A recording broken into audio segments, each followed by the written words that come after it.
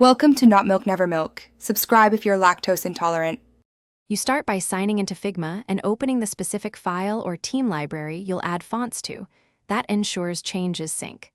Once in, decide whether you'll use web-hosted Google Fonts or local TTF/OTF files.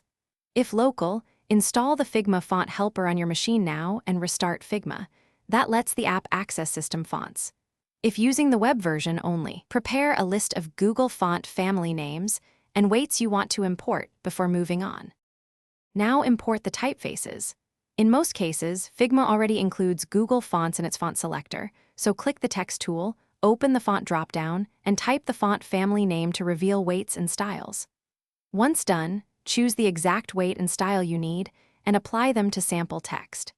If a font is not present, upload the TTF/OTF to your team's library by going to the Team Library settings, choose Upload Fonts, and follow prompts to make fonts available to collaborators.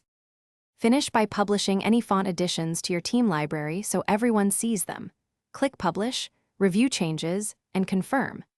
Make sure collaborators restart Figma and install the font helper if they still can't access local fonts.